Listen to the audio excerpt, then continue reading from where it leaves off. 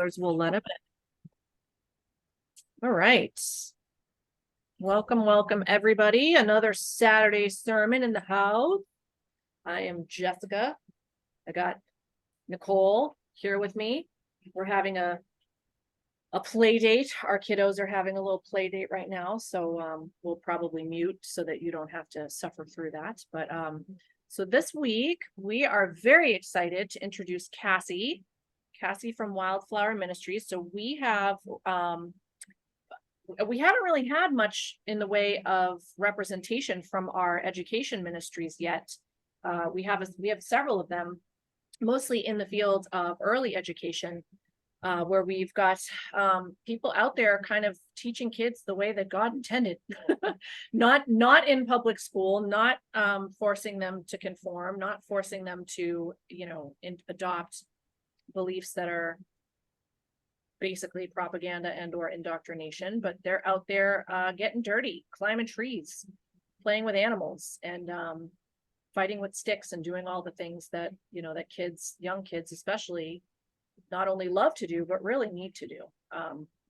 As a mom, I get it, because my littlest guy just started kindergarten. He's 5, and I'm already getting calls from the teacher like pretty much constantly, where she's just like, he's not really being very kind, or he's not. And I'm like, he's a 5-year-old boy, like, and you guys expect him to like, right? So I really wish that I had an option like yours, Cassie, closer to me, because I would be all over that, like in a heartbeat. But with any luck, as we continue to grow and expand our reach, we will, we'll get more of these types of schools spread out, so more of us have it as an option. But I'm not going to talk anymore. I'm going to turn it over to Cassie so she can talk about what she's doing.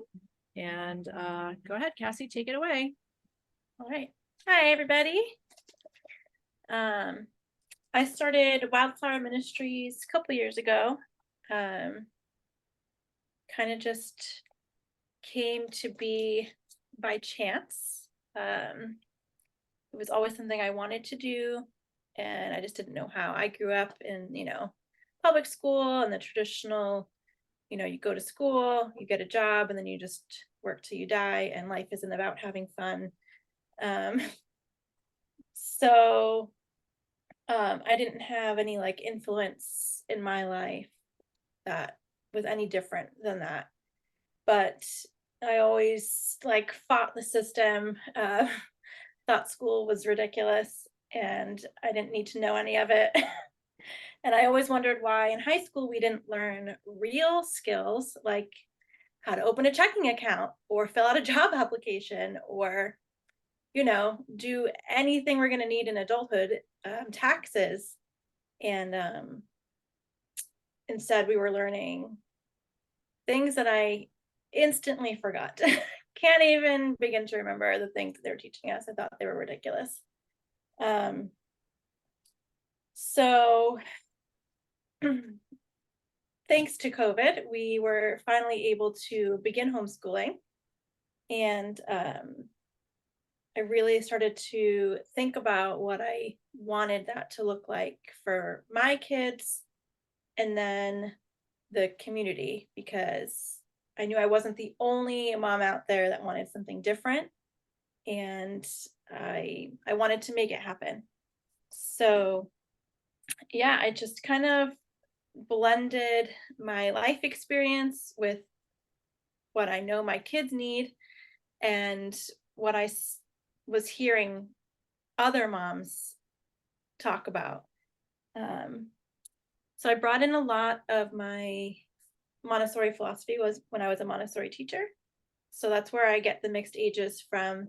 So in Montessori, there's like the primary classroom ages like 3 to 6, and then you move up.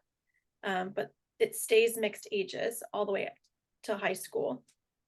And at first you look at it and you're like, how could you put a 3-year-old and a 6-year-old in the same room together? Like, that's just going to be crazy. Like, the 3-year-old's just going to be running around, and the 6-year-old's trying to learn things, and it's just going to be chaos.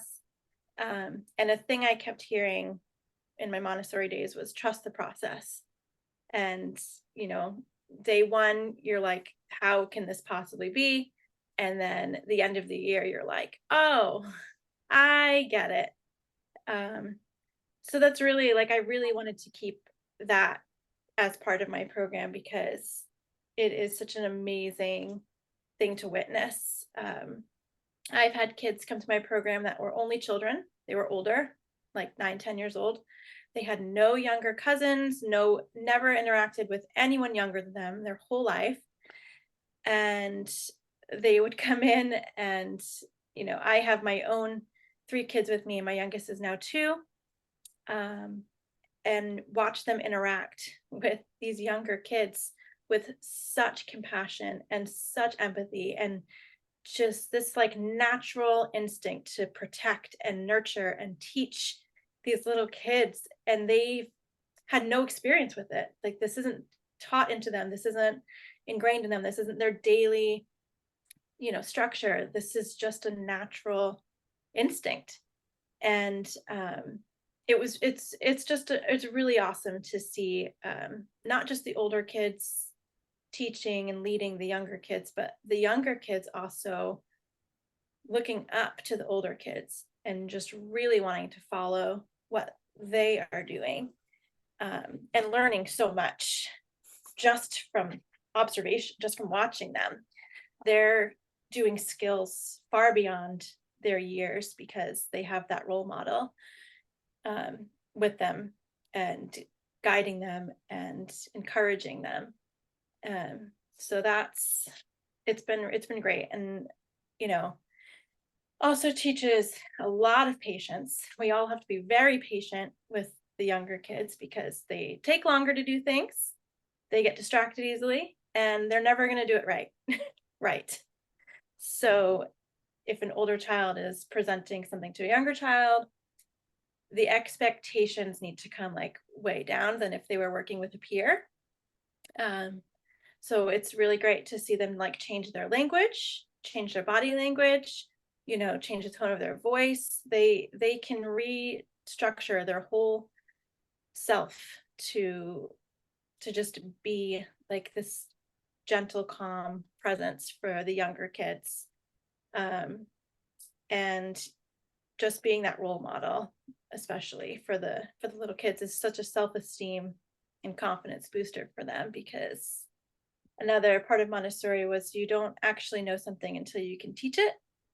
So when the older kids are teaching the younger kids something, that's really how they master that skill.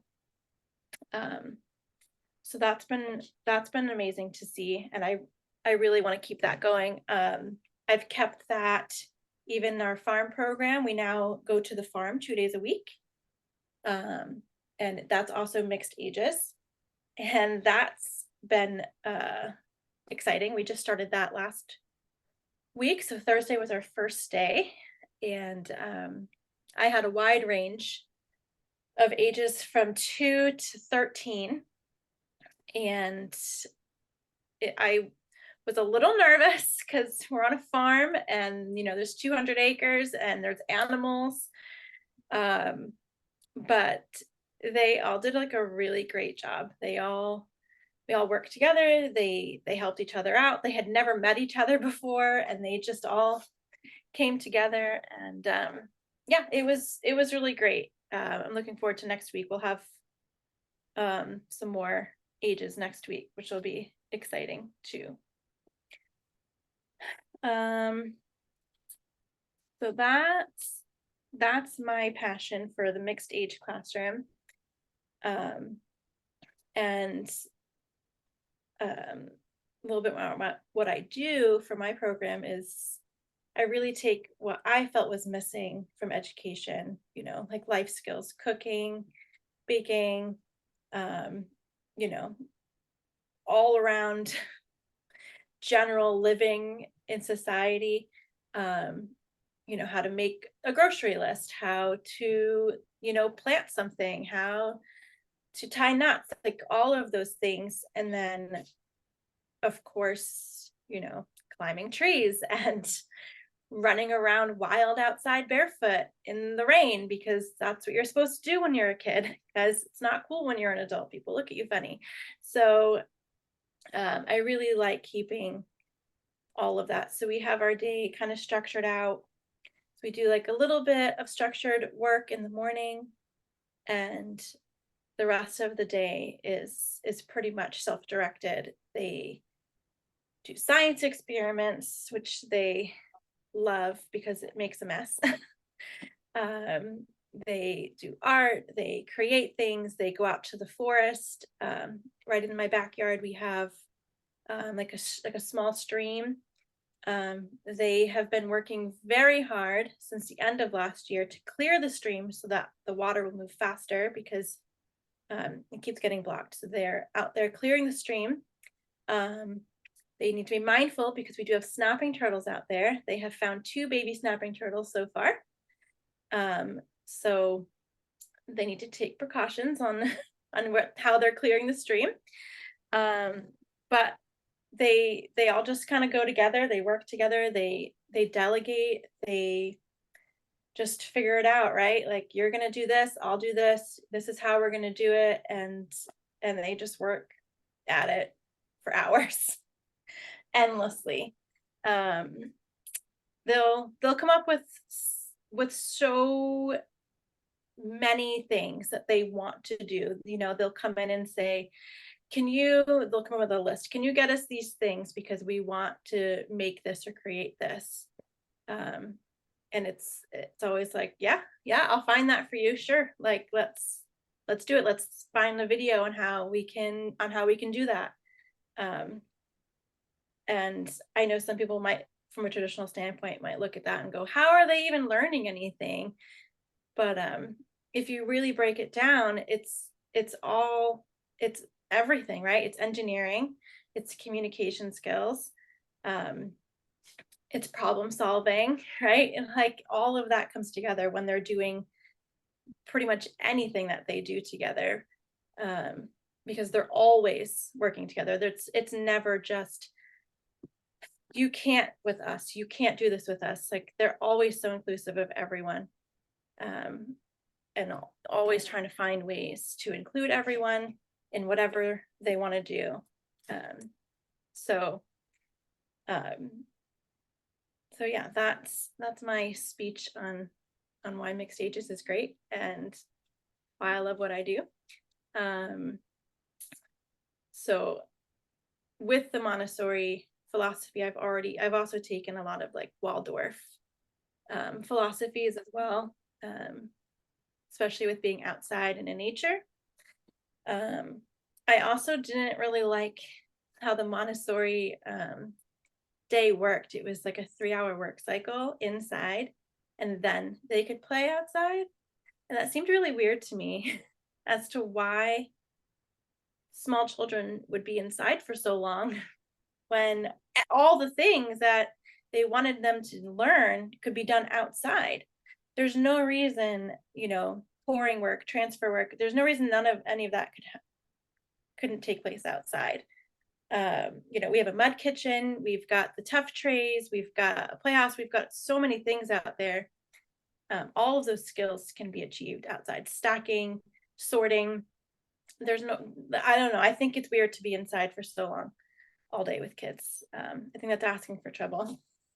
They're going to get bored, and then they're going to act out, and then they're going to be labeled as difficult and, ADHD or whatever, because they're small children and they're being forced to sit down for so long, which isn't natural.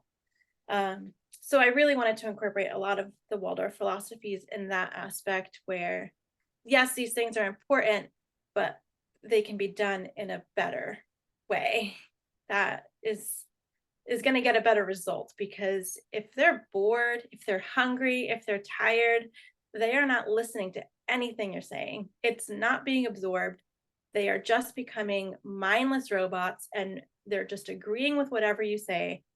And that's not what we want. We want to raise free thinkers. We want to raise independent humans, and we want to raise confident kids who have the ability to ask questions and are not afraid to, question adults.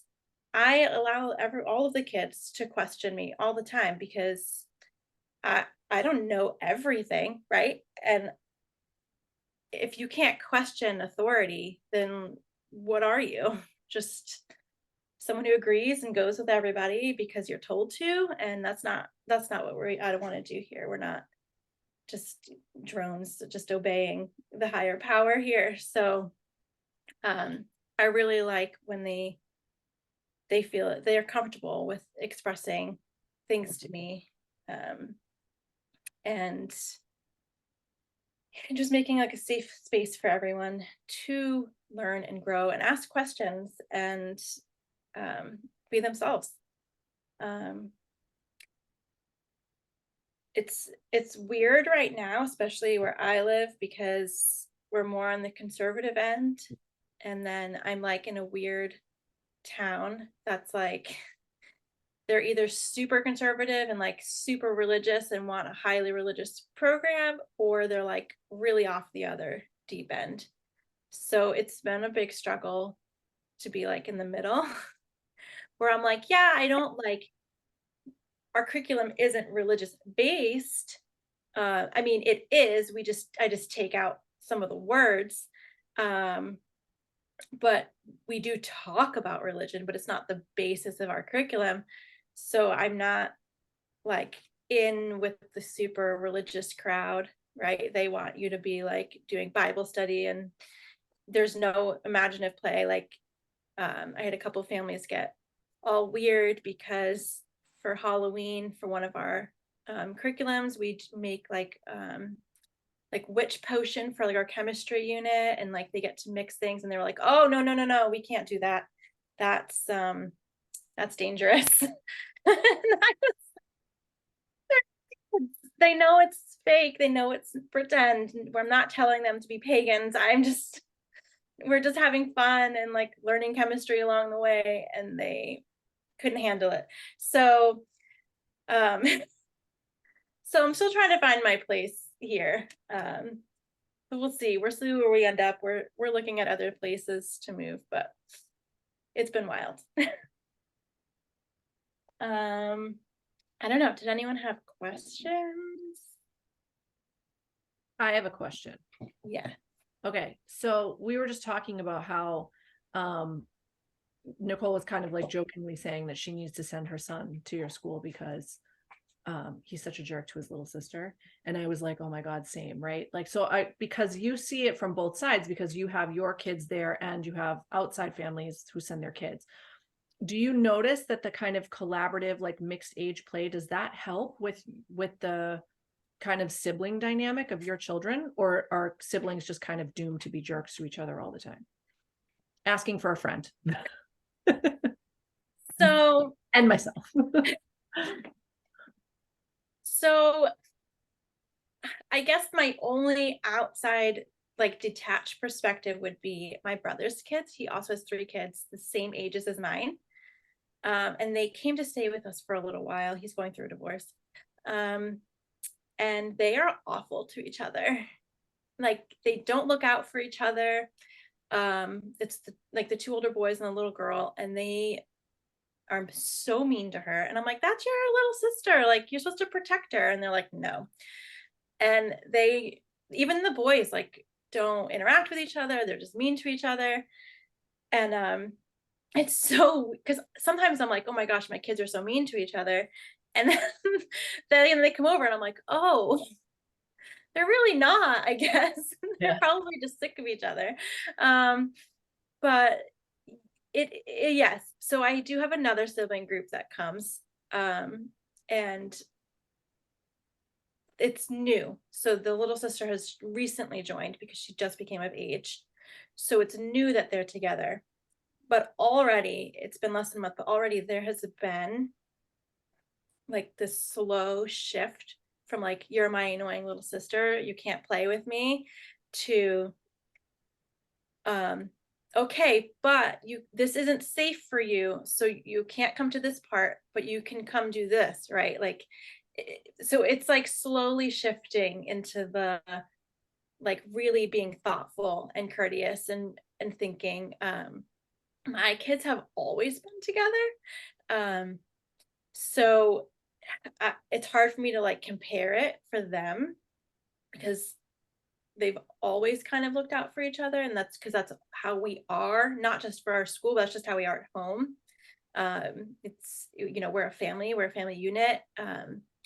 This is our home, this is our family. We are all in charge of taking care of each other and helping, for the family. So they're pretty good with each other. They have their moments, especially my 11-year-old. We know she wants her space sometimes, which is fine. But yeah, they all generally look out for each other. And I think overall, it definitely gives them like more awareness of like themselves and like how they're treating someone, because someone will check them too. Like if someone's not being nice, one of the other kids will put them in their place, like, yo, that's not nice. So why are you doing that to your sister? Like, that's mean. And then the other kid's like, oh yeah, I guess I wasn't very, you know what I mean? Like, oh yeah, I mean, called out. Like, they're not afraid to be like, that's not cool. Like, you can't be mean to your sister like that. You can't do that to your brother. Like, they don't hesitate to look out for each other in general. And I think it really makes the other kids really stop and think like, yeah, I guess that wasn't very nice, right? Like, all right. Like, if my friends don't think it's cool, then it's not cool. That's what I was gonna say. Is it's so interesting when that type of feedback comes from a peer, how they internalize it so quickly versus when it comes from a parent, right? Like, I can tell my kids that they're being mean to each other all day long, and they just look at me like they're like, whatever, but if they hear it from an outside source, even like Nicole will say it sometimes, right? Like if she catches my kids bickering, she'll be like, don't do that, and they're like, oh gosh, right. Nicole thinks I'm being a jerk. And I'm like, I literally say that to you all day, every day. Yeah. Nobody, it's like, I'm like, does anyone hear me? Am I speaking a different language? Like what? I'm just a prop in my own house. Like it is like with me, what blows my mind is my son is 14 and he's so incredible with other people's children. He's patient. Yeah, he's understanding. Really, he understands the difference between the fact that he's 14 and they're 8 or 7 or 9, but his 8-year-old sister. And so I really like the talking, the understanding of like, you're not talking to your peer, you're talking to someone that's like, he gets that on every other level other than his 8-year-old sister. Yeah. I'm just like, where's the disconnect here? It's from like sibling. Yeah. Because he will talk to my niece. I have a few, but my niece, one of my nieces is literally 3 months younger than my daughter. So they're the exact same age. And the way that he can like speak to her and be understanding of her and helpful. And I'm just, yeah. Why? Where's this? It's gotta be. So sometimes too, like it helps if they're like in the middle of something. And then it helps to like make the correlation for him. Like, okay, so do you know when, I don't know your niece's name, Sophie does this and you're so patient and kind? Well, your sister is also feeling those feelings. So how would you treat her if this were, your cousin? Like, you need to think about, how you're, you know what I mean? Like, and really just like try to make that correlation for him, because sometimes it's hard, especially for teenagers, to see their like siblings as like people. Yeah, 1000%. Oh yeah. Like they're just this annoying noise that is always there. So to them, they're just like, nah, whatever. Right? Yeah. If so, to try to like just like get them to connect with that and be like, listen, like it's the same, like she's going through the same thing, like this, doesn't this feel familiar from your cousin? Like, and how did you handle that? Like, I think if you handled it this way, you might get a different response. And then, she might be less annoying if you just took a minute and, really treated her like you would treat your cousin. You'll see a difference. And it probably takes some time because you don't know anything because you're just a mom. Yeah, of course. I mean, that I've been trying to make that correlation with him for like 6 years. It's just, it's definitely like such an interesting thing to watch. But yeah, like I don't know anything because I'm just his mom. Yeah. Like, Yeah. And then too, like, I don't want to use the word peer pressure because it's not, and it's not even a negative thing. But Right. when we're here and another child is being really kind to that person's sibling and really inclusive, Mm. the other kid wants to like show them up. They're like, oh no, I can be nicer than you. Oh, That's yeah, my absolutely. sister. Like, no, I'm gonna, you know what? I'm gonna carry her to the woods. Yeah, it's Uh, wild. You want to climb the tree? I will hoist you up myself. I will build a pulley system. They get like super competitive about it. They're like, I'm nicer than you are. I know she's gonna go home and tell mom about this, and I will not be the left out of this story. Yeah, so funny.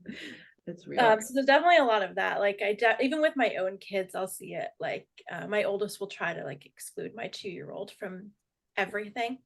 And then someone else will be like, it's okay, Arden, like you can come with me. And then all of a sudden, Mhm. it's like, oh no. I just meant I had to go to the bathroom first, and then I'm gonna take it. I'm like, right, I see. So yeah, there's definitely a lot of that peer suggestion happening. Because especially if their peers are also doing that to their siblings, like if that's all they see, right? And their other 14-year-old friends are like being unkind to their sisters or whatever, there's no accountability, right? Like they can do it and then who cares because everyone else is doing it and whatever, there's no higher standard. But when you're in a whole room full of mixed ages and other kids are holding you to that standard all day, you really don't have a choice, right? Like you can either be the odd man out and be mean and no one will want to hang out with you, or you're just going to learn to be inclusive and learn to treat everybody with the same level of respect. And that eventually like just carries on at home. Like they eventually just become second nature, and that's just how they are.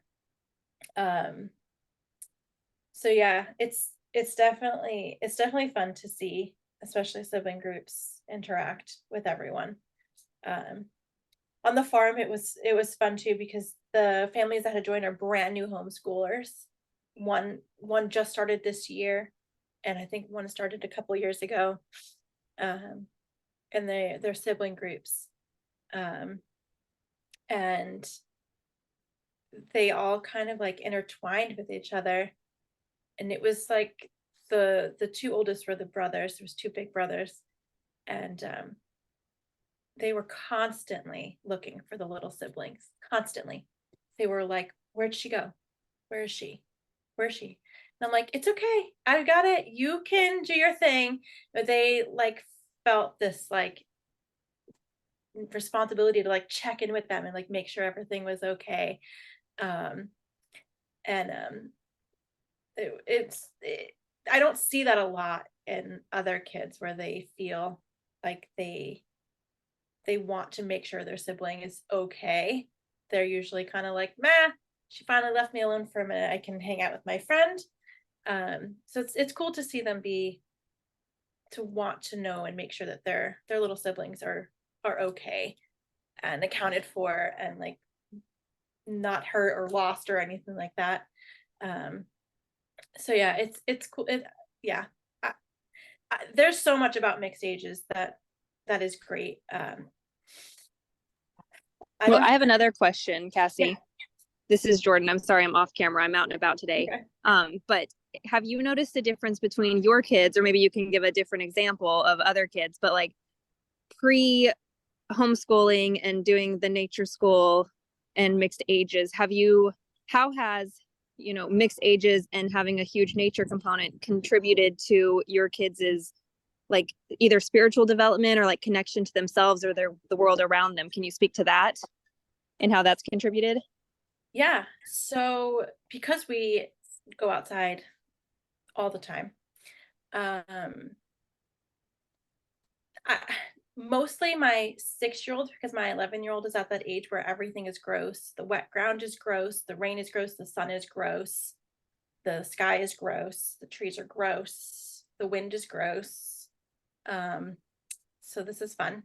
But my 6-year-old thinks everything is amazing.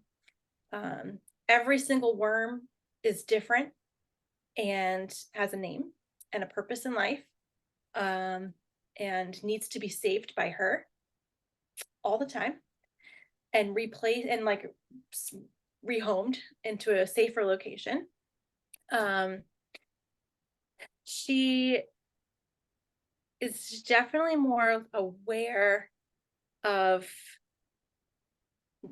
things around her that are living and being mindful of that. So we have a very strict rule where we do not, under any circumstances, kill nature. That goes for bees, that goes for trees. If it is alive, we are not harming it. This year especially, we've had a lot of bees get into our house because the door is always open because kids.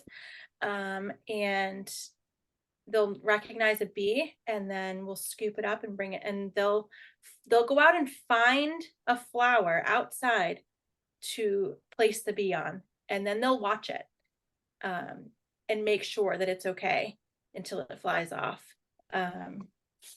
They're super patient with all of that kind of stuff. They're very respectful. If we're doing a project that like requires like leaves or sticks, they'll always find them off the ground instead of, pulling them off a tree. We're very aware that things are alive, right? Actually, I think 2 days ago we were out walking in the woods and my 6-year-old asked me if trees were alive, or she said something, and I was like, yep, trees are living things. And she wanted to expand on that. Do you think they communicate? Do you think they can talk to other trees? So then we went on to that on how do you think they might communicate and talk to other trees? And then it really it like blew her mind that like these things were all living. And then I think more my 11-year-old, because my 6-year-old isn't like quite knowledgeable yet. My 11-year-old's asked a few times if things like inanimate objects that are still living have souls or a spirit, or like what happens when they die. And that's been like an interesting like road to go down to, because she brings it to animals too. Because we hatch chickens and quail. We always do chickens, but this past year we did quails. We lost a few. We'll never hatch quails again. They're way too fragile. So we lost a few, and she, wanted to bury them and did the whole thing. And she was very curious on if they also went to heaven and if they had a soul and like all of this. And that's like carried into other things, like where does it end? Like, where's the line drawn? Like, is grass alive? Like, does grass have a soul and feelings? Like, what about sticks, like rocks, and it's so we really kind of expand on that. And I really try to bring it back to them. And I like to circle back to them. I like them to think. And I'm like, well, what do you think? Like, I'm not going to put things in your head, like fill your head. I want you to think about it. What do you think? Like, when you watch the trees and the wind, does it look like they're communicating with each other? Does it look like the water at the beach is speaking, like in a language that you might understand? Like, how do you feel? Like, really spend time in it and sit in it and observe it and think about it. And she's more able to do that. My 6-year-old forgets the thought she's thinking as she's thinking it. She's a little less able to like really sit and reflect, but my older one is really able to have those, like, finish that thought process and really kind of reflect on it. And then I like to turn that into a lesson. I'm like, why don't you write about it? Write down what you see, write down your feelings, write down how it makes you feel to be sitting out here, like surrounded by all of this, right? Because we've talked about how birds can communicate with each other in their own way, and other animals. She's my animal person. Yeah, I think that's so important. And I like what you said about, allowing that reflection, because I think it's really important that we, one, as individuals, I think that's something we're learning as adults, but then also teaching our children is like, you come to your own conclusion about something based on the world that you see around you and not what someone is telling you to think about, Right. Said things. So I think that's really important. Yeah. And I always make it a point. I'm like, there's no wrong answer. Whatever you think is true, like about this, then sure, like who am I to say trees don't communicate with each other? Who I have no authority over that decision. So if you're sitting out here and you feel like you're watching them in the wind and you feel like they're communicating with each other, then that's right? Like that's your journey and that's right for you. And that's beautiful. Great. So yeah, that's like another part of like the whole free thinker thing. A lot of it comes back to self-reflection, especially with the older kids. A lot of it is, well, what do you think? Tell me your thoughts on it, and then we'll go from there. Yeah, so that's a large part of it, especially with older kids, a large part of the day, because they're I don't know, my 11-year-old is like very like logical thinking, and like, well, like if everything's like black and white with her, there's like no gray area. So I really try to like pull that out of her and being like, well, sometimes you just have to like really think about it, and not everything is cut and dry. Sometimes you really have to explore different ways, and what you think isn't going to be what somebody else thinks, but that doesn't make them right or wrong. Everyone is entitled to their own opinions, and we're just going to be respectful and mindful of that. We can share our opinions, but we're not going to tell somebody they're wrong for thinking something different. But you're welcome to share your interactions with it and your views on it and how you came to that conclusion. You can combine that with the science as well, in that trees communicate through their root systems and through the mycelial networks that are created through the fungal connections in the soil and stuff, right? And so whatever they come up with based on observation is one expression. It's their expression of what actually exists in nature and has a scientific basis. And so if you can show them where their understanding, their observation, their expression has that basis in science, then it gives them confidence to make other connections in their environment. So I think that's really cool. Yeah. Last year, we watched this really cool video. I don't know if you guys have seen it, but it's the singing mushrooms. I think that's what it's called. So we watched this video on YouTube, and someone like hooked up some sort of machine, like contraption, to these mushrooms, and they were like actually like making music, just the mushrooms themselves. And it was like such like a mind-blowing, like the kids still talk about it. We're doing mushrooms again, so we'll watch it again. They were like, what? Mushrooms can do that? They're alive? Like they couldn't even like wrap their heads around it. So like that was like a really cool thing. And then we got into like the how and why.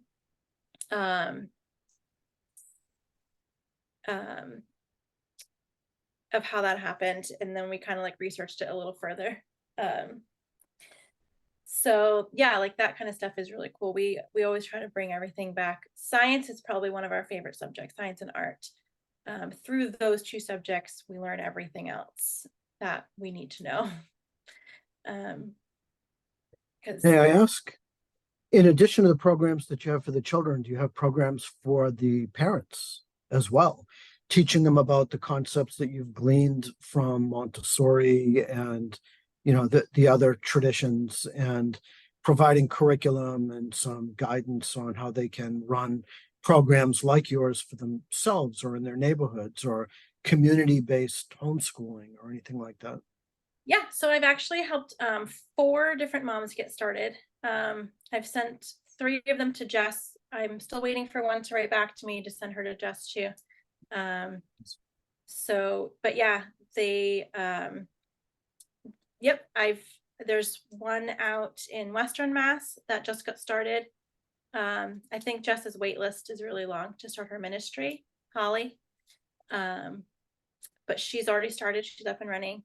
And then I have someone in like the Fall River area that's going to be getting started for next September. I have someone out in Connecticut that I'm helping. So yeah, I'm always open to helping other moms. I wouldn't be here doing what I'm doing if it weren't for Becky. And she didn't have to help me because we do a very similar program with very similar ages and we're not too far apart town wise.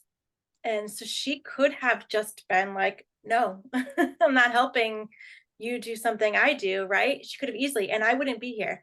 But she stayed on the phone with me for 4 hours and she walked me through everything I needed to do to get started, down to like pricing and website, like everything. So yeah, like I could easily be like, no, I'm not helping other moms. Like then I wouldn't have business. But like I can't be like that, right? Like I wouldn't be here without Becky. And I think there's enough community to go around for everyone. I can't take all of the children. So it's important that this is available for everyone everywhere. Because I know that my location isn't great for all the families, and they also deserve a program that they love. So it wouldn't be fair to anyone else to like hoard all of this information. So yeah, I definitely do. I also am helping a mom that's just homeschooling, that's not looking for a program at all. She just wants to homeschool. It's her first year. She came over for the day. She observed. I shared my curriculum with her. I check in with her at the end of every week to see how she's doing, if she needs any help. Just because we're all moms and we're all in this together, and the end goal is always the same. The end goal is to just raise good humans. And I'm not going to just hoard my knowledge and just make my own good humans. Like I want the world of good, free thinking humans for the next generation. So yeah, absolutely. I don't like hold like classes for parents. I have a lot going on my plate right now. But possibly maybe next year, once we have like a solid location, that might be something I do. I think about it often, but right now I just keep it at what I can handle. No, that's good. And then you become known as a hub or a nexus for good information for doing this.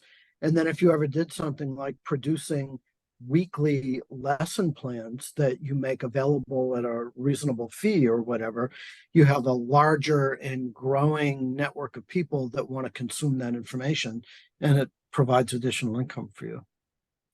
Yeah. Right now, I just really I don't want to lose sight of why I started this. Like, yeah, being financially like secure is great, but I don't want to like franchise out. I don't want to have several locations. I don't want, a group of 20 kids. I want to keep my program really small and intimate. I want to know all of the kids in my program as individuals. I don't want it to get bigger than me. Personally, I know some people have different goals and they want like a huge program and spread out everywhere, which is fine. But that's not what I started this for. So yeah, like if I ever feel like I have this space to do that in my life, then yes. For now, I'm just gonna keep it pretty tight knit. Like if a mom reaches out, if I see a mom struggling, like I'll reach out and help how I can. But as far as like printing up curriculum and selling it, I'd rather just give it. Like I'd rather just share it. Like I'd rather just, Sure. This is how I do it. This is what I do. It works for me. Like, how can I help you? How can I support you in your journey? I don't know, that it just feels more like me to do it that way. I didn't choose this career to get rich. This is my passion. So I'm not like always out there looking for like ways to make money. I know I could probably make money if I did a lot of other things, but I really want to, I don't want to lose sight of what I started this for. I don't want to become a business, right? Like I just want to teach kids outside of whatever Sure. crap the public school is doing. Like I just want them, that's all I really want to do. You want it to be sustainable as well, though, right? Yeah. And so far so good. The farm program is going really well. I'm expecting to expand that in the spring, and then we'll see what happens next year. Maybe we'll have our own farm with our own home on it, and we'll see what happens. But yeah, for right now, I really just, I just want to keep it the way I have. I just want a small group. It also helps to make individualized lessons for everyone if I actually know them, because we do some curriculum. So if someone, needs assistance with their reading level, someone needs assistance with their math, I'm able to observe that and change and make changes for them as needed to meet them where they're at, because it's not a one size fits all curriculum. So everything is very individualized. But if I had, several locations, or if I was busy doing other things for my, like a business part of it, I feel like I wouldn't have time to give that energy to them. At least right now. Maybe it'll change. But right now I know that this is working. And I don't want to add more to my plate and then sacrifice what I'm able to give them throughout the day. I think it's really beautiful, Cassie, that you can say that and stay within like your own alignment and your own integrity. Like that's what it's all about. Because I mean, I know for myself personally in my business, lots of people are like, there are so many things that you can do to make more money. And I'm like, you know what though? Like, I'm okay. Yeah. I'm content. I don't want a big life. Like I'm not trying to keep up with anyone. I'm just trying to keep up with me. And if I'm content in my life, and if I am, sustaining and maintaining, that's all that matters, right? Like it's that whole like one day at a time. We wake up and we are grateful for the day. Yeah. Right. I think it's really beautiful that you can maintain yourself in that kind of integrity. Because life is so important also, right.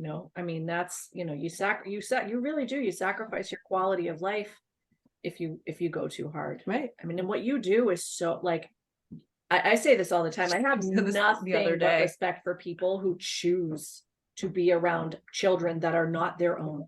Right. I mean, I love my kids. I would take a bullet for every single one of them. Don't get me wrong.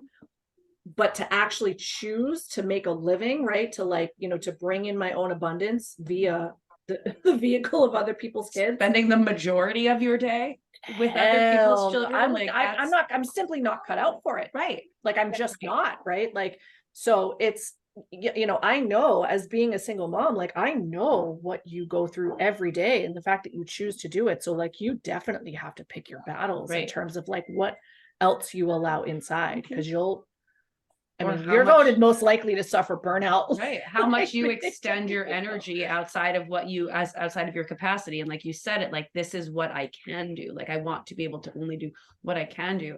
And that's such a beautiful way to think, and it also is just so great because that, as Fifth Element, the free church, like you are so perfectly in alignment. Like it's people like you that we want, people that are doing it for their integrity and their own alignment, for the pure spiritual joy of creating better humans, right? Like that's really what it's all about. Yeah, I love that 1000%.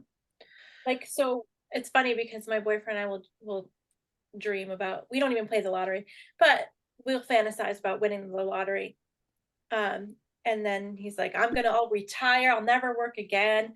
And I was like, man, I could offer free tuition. I could run this program and not charge anyone. They can just come here. Right. I could have like the best space. Like we could buy land and like I could have my schoolhouse and then people can just come. He's like, you would just keep working? And I'm like, yes. Because you love it. It was just because I love it, not because I am going to get rich from it. Like, this is what I love to do. Like, making money from it is just so I can feed my children. Like, it's not, Right. I'm only charging what I need to charge. Like, whenever I do tuition, like break down tuition costs, like I actually lowered tuition this year because we're running it out of our own house and I have to pay rent somewhere. So I'm like, why would I be charging if I'm not paying outward rent? Like, I don't need to. Yeah. Like, there's no reason why. So I can have more money. Like, it's just gonna go right back to the kids. I'm gonna take them on more field trips. I'll buy a bus. Like, We'll come paint the bus. Yeah. I love that. That'd be great. Oh. All right. Well, we're at almost an hour, and I don't know about your kids, but my natives are definitely getting restless over here. It's lunchtime. There's we can hear high heels. I don't know if you guys can upstairs. hear it, There's but high heels. There's so stopping many upstairs. so many dress up clothes going on right now. So when our daughters get together, that's what happens. It's it's just dress up clothes. all day long. There's many shoes involved and makeup. So much makeup. It's an educational play date. They're learning about 100%. I mean, these two, right? Yeah. there. So, Cassie, thank you so much for taking the Yeah, time seriously. and, giving us some insight into what you're doing over there. And I thank you because we have talked to some of the people that you've referred. We are psyched. We are 1,000% behind building out the education side of Fifth Element Free Church. It's a passion of all of ours. So it's great to have, you as a resource and an example really of like exactly what we're looking to attract. Mhm. So thank you. I appreciate your time today. And thanks, Gordon. You're the last man standing, but everybody who was here, we'll send out a thank you and we'll put up the replay. And if anybody has any questions, Cassie, how can they reach you? I guess my website. That's a great place to start. Yeah, I've got it up right now, and it's a great website. It's really beautiful. It's really Thank well you. structured. It's very useful. Awesome. Thanks.